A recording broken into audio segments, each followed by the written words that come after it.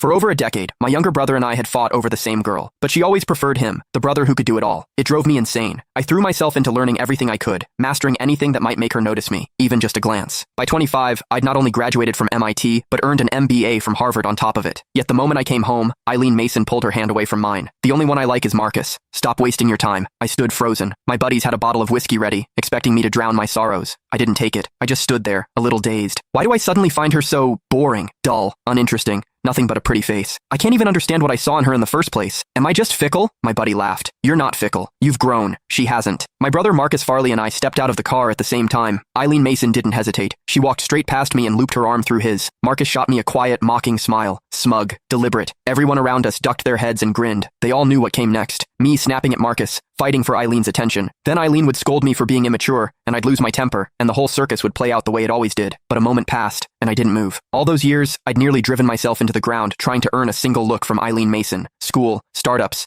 building a media brand from nothing, after navigating boardroom politics, after rubbing shoulders with people who shaped policy at the highest levels. Marcus's little routine? It was laughable. I kept my expression neutral and handed the gift bags to one of the housekeepers. From my parents, for Mr. and Mrs. Mason. Marcus's smile faltered. Eileen frowned and glanced at me. Inside the villa, I noticed the dining room table had only 4 chairs. Mr. Mason, Mrs. Mason, and Eileen already accounted for 3. Marcus let out a soft laugh. Sorry, bro. Forgot to mention you were coming too. Looks like they didn't set a place for you. Why are you apologizing for that? Eileen turned a cold gaze on me. Russ Farley. Marcus didn't do it on purpose. Just go get yourself a chair. There's no need to make him feel bad about it. It was always like this. Eileen always took Marcus's side without question. But the strange thing was, I genuinely felt nothing. I couldn't even remember why I'd fought so bitterly with my brother over her in the first place. Miss Mason, I haven't said a single word yet. Eileen blinked. In the past, I would have already been shouting, accusing Marcus of his passive-aggressive games. Bro, you're upset. Marcus stepped forward. Don't be mad. I'll go grab you a chair. He moved to get one, but Eileen caught his arm and pulled him back. She looked at me, her voice ice cold. This is the Mason house, not a place for you to throw your weight around. If you don't want to get the chair yourself, then don't bother staying for dinner. A few of the housekeepers couldn't hold back their laughter. I caught someone whispering, watch, he'll go fetch it himself like a puppy. Please, when has he ever not swallowed his pride just to sit a little closer to Miss Mason? That won't be necessary. I smiled faintly. I only came to drop off gifts for my parents. I wasn't planning to stay for dinner. Besides, I have somewhere to be. Enjoy your evening. Eileen stared at me. Something unfamiliar flickered across her face. I didn't acknowledge it. I turned and walked out, my stride unhurried. Behind me, Marcus's voice carried a note of wounded confusion. What's so urgent that you have to rush off, bro? Was he actually upset with me? Is that why he didn't stay? Eileen watched as I got into the car and drove away. A slight frown creased her brow. Don't worry about it. Marcus let out a cold laugh. A few years abroad, and his little jealousy games have gotten more sophisticated. I'll give him that. Playing hard to get now. Honestly, I'm starting to wonder if one day you might actually... Eileen pressed a finger to his lips. I told you, you're the only one I want. The truth was, I really did have things to do. I'd started an internet company with a college friend. Business was picking up fast, and I had a dinner meeting with a client that night. My partner sent me a message.